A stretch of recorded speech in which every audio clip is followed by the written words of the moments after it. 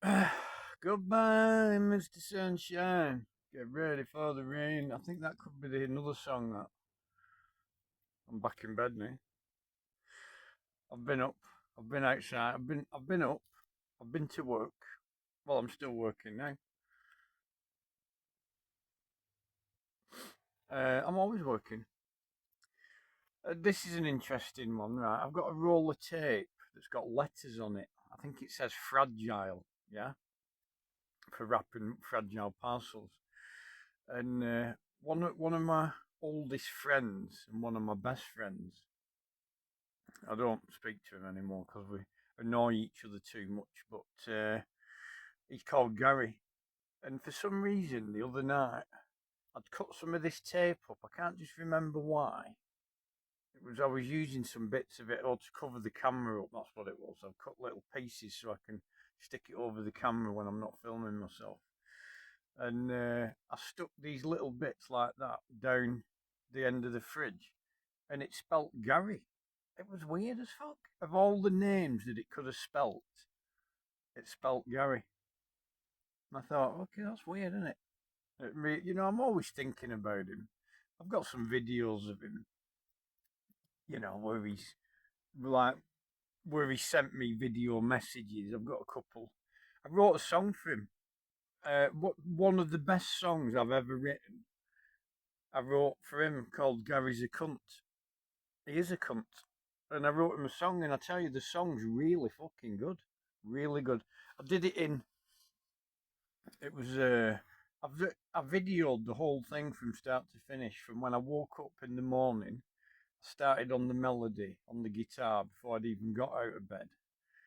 Because I used to sleep with my guitar a lot, so it was always there when I used to play it at night before I went to bed and blah. Anyway, I started the song in bed. Then I got up, I got on the piano, started working on the melody, and then at the time the studio was in a caravan in Wales, and it was really good how it was set up. So I worked on the melody on the piano, and then I went over onto the digital system to put it into the computer, and then I did the vocals. I did it in one or two takes, the full song. And I mean, it's a funny song, obviously, calling your mate a cunt, but he is a cunt. But the song's really fucking good, and like, it's got a lot of layers. You'll have to listen to it sometime. It's on one of my YouTube channels, but yeah, really good that. But yeah, it's funny, isn't it? How them letters spelt his name, Gary. He's all right. He's a very complex individual, older than me. He's had an interesting life, to say the least. But yeah, all good. That's it, man. I'm signing off. Hey, Mr. Blackbird, sitting in the tree. Really like that song. I'm going to work on that later on today when I get up again. And then there was another one about the sunshine. Hey, Mr. Sunshine. I mean, it could be the same song, can it? Hey, Mr. Sunshine, or Hey, Mr. Blackbird. Yeah. Anyway, whatever. Good to share that. That's all. That's for me personally. It's all work. All these videos, they're all work. So I'm gonna just recently. I've got two channels. They're not making any money, but there's a lot of work on there. So you can tell if you went onto one of the channels and looked at the stuff that I've been doing for the past 6 years, you would definitely know that I'm into music and that. I'm going to start a third channel, I think, for this year. I might even call it Blackbird, the Blackbird channel. But the more the more I watch some of these people on YouTube that have got their own channels, the more you the more you watch, the more you want to watch. Some of them, they're so addictive. There's this girl at the minute I've been watching, and she's into mushrooms. It's such a weird a weird thing to get into, but she does macro photography. So some of these mushrooms, it's all about fungus she's into, right? She's nice. I thought she was a teenager, but turns out she's 38. Well, she doesn't fucking look 38. Anyway, um, she sold the channel on Keep Getting Tits Out. You know, in her early videos, the tits are out all the fucking time, and obviously that's one of the things that's grown the channel because she's going on the sex, you know, selling the sex appeal, which is nothing wrong with that, but she is very, very serious about this photography and these mushrooms, and she's more or less like a professional, uh, like a professor of mushrooms and fungus and stuff like that, because mushrooms are fungus. But yes, she's so addictive. She just came up the other day, and I've watched loads of her videos already. I mean, she's doing alright. She's made enough money out of her channel to buy an house. But she's been hit now with some fucking medical issues, and it's because she's breathing in these spores of these mushrooms. I fucking know it is, but the doctors won't. Either she's not telling the doctors what she's doing, or it's like breathing in asbestos. Do you know what I mean? It's going to make you fucking ill.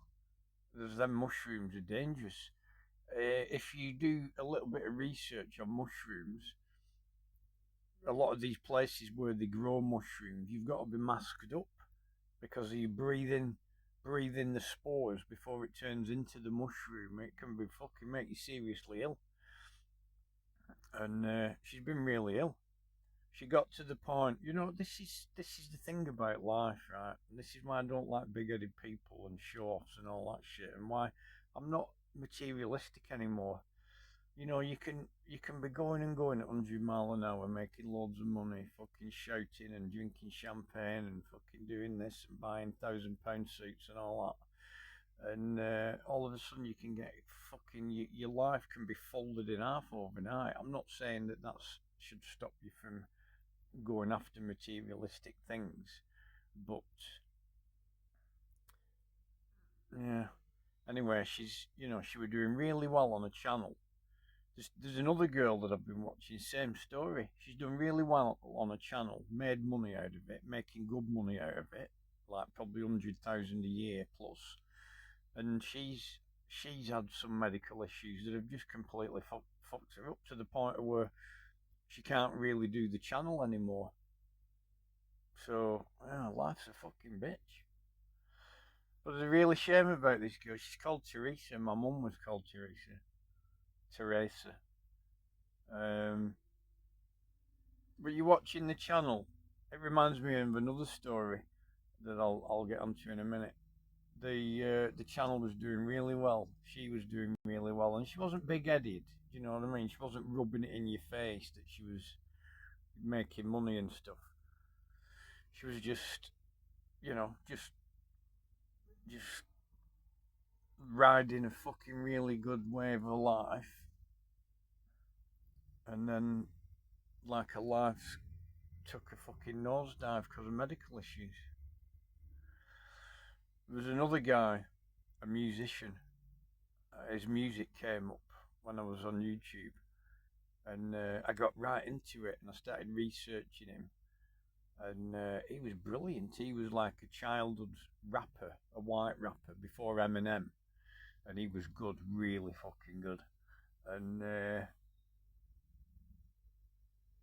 started looking and watching loads of his videos and stuff, and then I found out he was dead, and he was only like, I think, late 20s, maybe 28, something like that. Died of an overdose of drugs, fentanyl.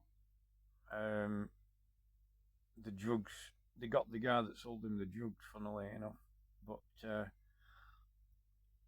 I mean, he'd not. The drugs were fake. He got some drugs that he thought were good, and they weren't. They were bad, and he overdosed. And that was. I was so touched He's called Mac Miller. I was so touched by the story, I wrote a song for him. It's on one of my channels called Mac Miller. It's such a fucking shame. Such a talent. You know what I mean? And such a life. Like, in his early 20s, he's flying all over the world in private jets, doing fucking sellout gigs and all that. And, oh, what a sad story. Right, that's it, I'm done. See you later, man. Have a good one, and yeah, take it easy.